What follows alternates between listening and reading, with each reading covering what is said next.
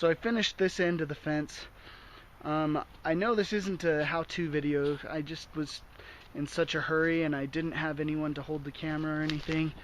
Essentially, you dig the post hole, and this is really rocky soil, so I had to use a combination of some bar that I got to dig and a post hole digger to dig it down deep enough. First, basically, long story short, how to build a fence. Set your 2 end posts, run a carpenter's line along the top of the posts. That way your fence is straight and level, and then each time you put in a post, you dig the post hole below the carpenter's line, and then level it up, make sure it's right where you want it to the side of the carpenter's line. Then I measured where to put the brackets, attach these brackets right there to the post, and then the panels came as one piece, and they were a pain in the neck because they're so big and awkward to handle. So what I ended up doing is I put the brackets on the post, left one of the posts in the hole but not concreted in yet, and then set the panel in the brackets, pushed the loose post into place, and then used the screws to attach them to the brackets, then poured the concrete.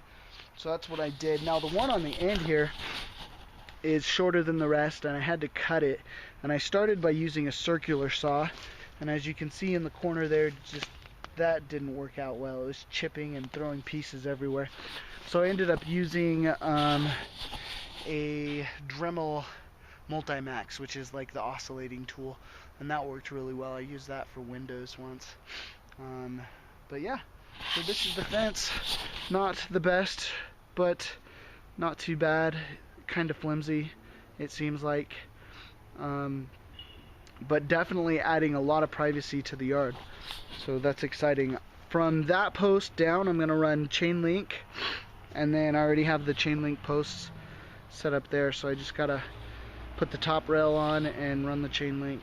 So probably the hardest piece of this fence so far was this angled panel. It comes in a kit for like 80 bucks, and each one of these pieces, like there's vertical slats and then there's the top rail. So you have vertical pieces, and then I jury rigged some brackets because the top rail is supposed to go inside the right post, and I didn't, since I was cutting it off, I didn't have the right post anyway. So I kind of jury rigged it, but it should work okay. Basically I found the angle on the ground that I needed, cut the first top or bottom rail, I guess, and to the right angle, and then use that angle to cut everything else after double checking that it was the right angle, and it turned out pretty good.